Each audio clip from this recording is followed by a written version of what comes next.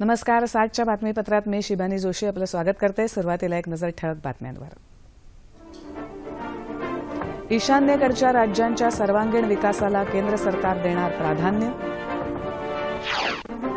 ISIS या दहशतवादी संघटनेशी संबंधित मुंबईतल्या एका संशयिताला दिल्ली पोलिसांनी केलं अटक.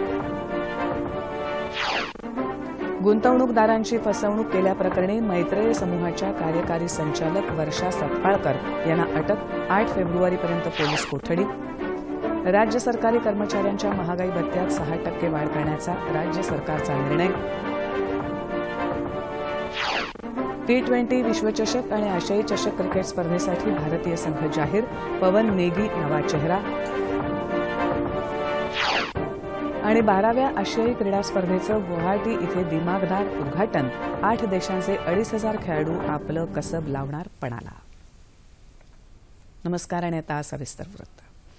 ईशान्येकडच्या राज्यांच्या सर्वांगीण विकासाला केंद्र सरकारचं पहिलं प्राधान्य असल्याचं पंतप्रधान नरेंद्र मोदी यांनी आज सांगितलं. ते आसामच्या 1 दिवसाच्या दौऱ्यावर असून ते लेपेटकाटा इथल्या जाहीर सभेत बोलत होते. त्यापूर्वी पंतप्रधानांनी 2 महत्त्वपूर्ण प्रकल्पांचं राष्ट्रार्पण केलं. दिब्रुगड पेट्रो रसायन प्रकल्प तसंच नुमालीगड तेल शुद्धीकरण प्रकल्पाच्या मेन युनिटचं त्यांनी उद्घाटन केलं. रोजगार निर्मितीसाठी नैसर्गिक साधनसंपत्तीचं मूल्यवर्धन करण्याची गरज आहे असं पंतप्रधान यावेळी म्हणाले. इसिस या दहशतवादी संघटनेशी संबंधित आणखी एका संशयिताला दिल्ली पोलिसांनी अटक केली आहे. गेल्याच महिन्यात दिल्ली पोलिसांनी इसिसच्या 4 सदस्यांना ताब्यात घेतलं होतं. केंद्रीय गुप्तचर संस्थेनं दिलेल्या माहितीनंतर पोलिसांनी इब्राहिम सईद याला अटक केली. सईद हा मुंबईतल्या मालाडचा असून एका सहकार्याला भेटायला दिल्लीत आला होता असं पोलिसांनी सांगितलं. गेल्या महिन्यात हरिद्वारमधून अटक झालेल्या 4 जणांना सईदनं अर्थसहाय्य केलं होतं. हे 5ही जण इंडियन मुजाहिदीन या दहशतवादी संघटनेशी पूर्वी संबंध असलेल्या आणि नंतर सिरियात जाऊन इसिसचं प्रशिक्षण घेतलेल्या हस्तकाच्या संपर्कात होते असंही पोलिसांनी सांगितलं आहे.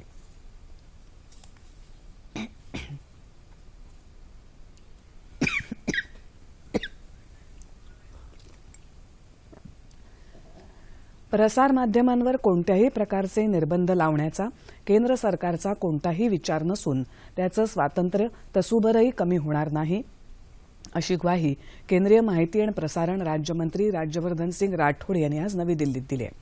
भारतीय जनसंचार संस्थेच्या 48व्या पदवीदान समारंभात राठोड बोलत होते. प्रसारमाध्यमांनी जबाबदारीचं भान ठेवून काम करावं अशी अपेक्षाही त्यांनी यावेळी व्यक्त केली. राज्यातील अंध आणि अपंग व्यक्तींना व्यावसायिक प्रशिक्षण देण्यासाठी कौशल्य विकास अभियानाअंतर्गत विशेष कार्यक्रम राबवण्यात येणार आहे अशी माहिती मुख्यमंत्री देवेंद्र फडणवीस यांनी दिली आहे. अमरावतीमधल्या चिखलदरा इथे राष्ट्रीय अपंग कल्याण संस्थेच्या निवासी अंध विद्यालयाच्या रौप्य महोत्सवी उद्घाटन प्रसंगी ते आज बोलत होते.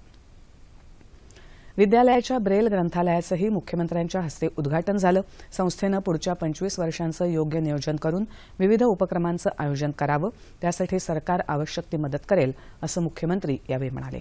दरम्यान चिखलदरा नगर परिषदेतल्या बाजार हद्दीतल्या दुकानांचं भूमिपूजनही मुख्यमंत्र्यांच्या हस्ते यावेळी झालं.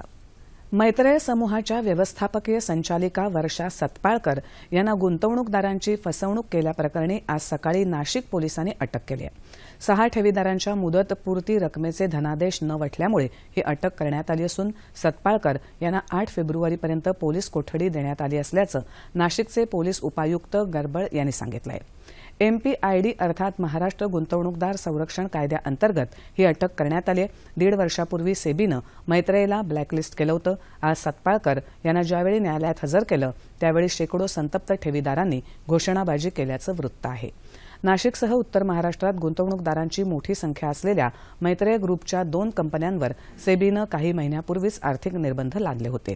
त्यानंतर गुंतवणूकदारांचे पैसे परत मिळणं कठीण झालं होतं. कंपनीकडून मिळालेले धनादेश वठत नसल्याचे अनुभव गुंतवणूकदारांना मिळाले होते.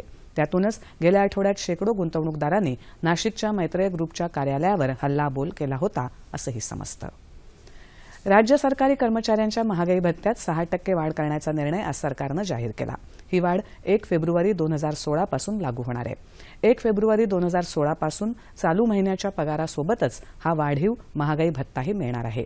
तसंच जुलै 2015 ते 31 जानेवारी 2016 पर्यंतच्या 7 महिन्यांची महागाई भत्त्याची थकबाकी कर्मचाऱ्यांना अदा करण्यासाठी स्वतंत्रपणे आदेश जारी केले जाणार आहेत.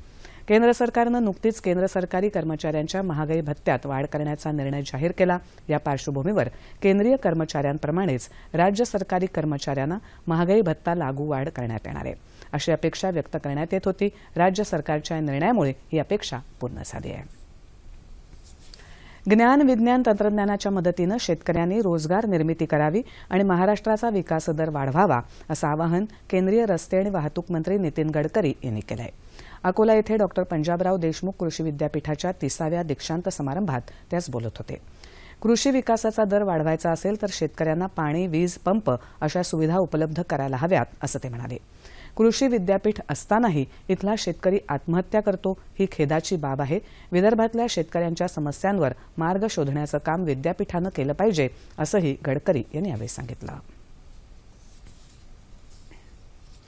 पाश्चिमात्य देशातून संक्रमित होणाऱ्या झिका विषाणूमुळे होणाऱ्या आजाराबाबत नागरिकांनी भीती बाळगू नये. राज्य शासनातर्फे प्रतिबंधात्मक उपाययोजना करण्यात येत आहेत, असं आरोग्यमंत्री डॉ. दीपक सावंत यांनी सांगितलं आहे. महाराष्ट्र संसर्गजन्य आजार प्रतिबंध आणि नियंत्रक तांत्रिक समितीच्या बैठकीत ते आज मुंबईत बोलत होते. यंत्रणेनं डासांच्या अळी निर्मूलनाचा कार्यक्रम हाती घ्यावा, असं आवाहन त्यांनी यावेळी केलं. झिका हा आजार झालेल्या रुग्णांमध्ये ताप, अंगदुखी, स्नायूदुखी, डोळे येणं, पुरळ उठणं अशी लक्षणं दिसतात. मात्र याचं निदान व्हायला वेळ लागतो, असंही ते म्हणाले.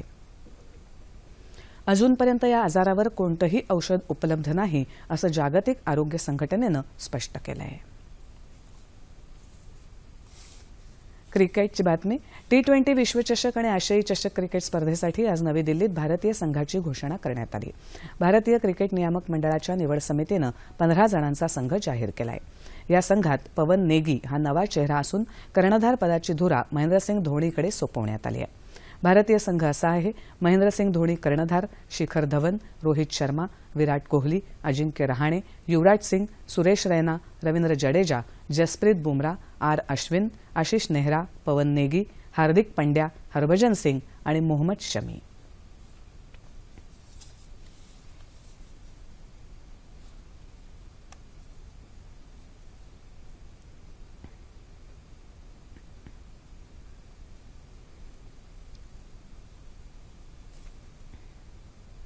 दक्षिण आशियाई क्रीडा स्पर्धेत सांघिक कार्य, एकीची भावना आणि गुणवत्ता अधोरेखित होते.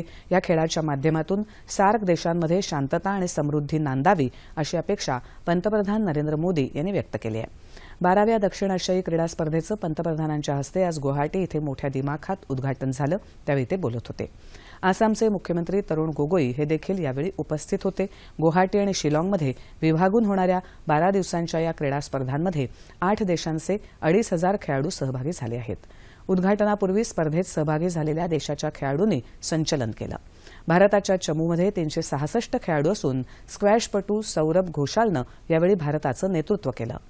विविध अशा 23 क्रीडा प्रकारात एकूण 228 स्पर्धा होणार असून 228 सुवर्ण, 228 रौप्य आणि 308 कांस्य पदकांसाठी मुकाबला रंगणार आहे.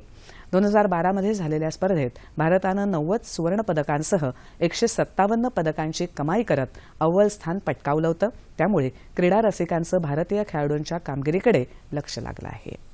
हवामान. येत्या 24 तासात संपूर्ण राज्यातलं हवामान प्रामुख्यानं कोरडं राहील, असा हवामान खात्याचा अंदाज आहे. तापमान अंश सेल्सिअसमध्ये.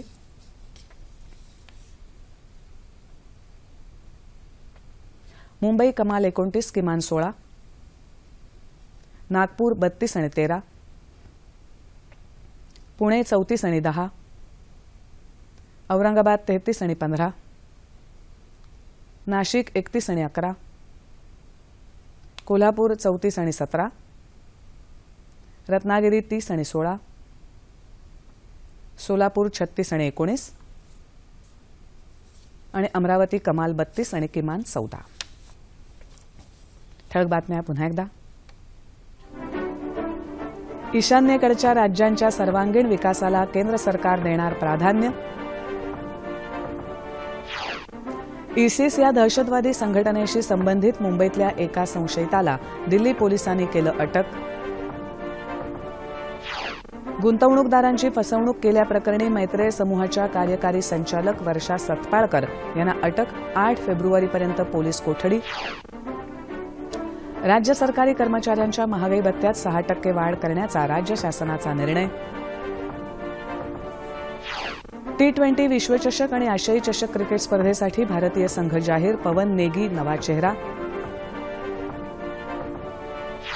आणि 12व्या आशियाई क्रीडा स्पर्धेचं गुवाहाटी इथे दिमागदार उद्घाटन. 8 देशांचे 2,500 खेळाडू आपलं कसब लावणार पणाला. याबरोबरच हे बातमीपत्र संपलं. शेतकऱ्यांचं जीवन अधिक समृद्ध करण्यासाठी महाराष्ट्र कृषी उत्पन्न पणन अधिनियम 1963 मध्ये सुधारणा करण्याचा निर्णय राज्य सरकारनं घेतला आहे.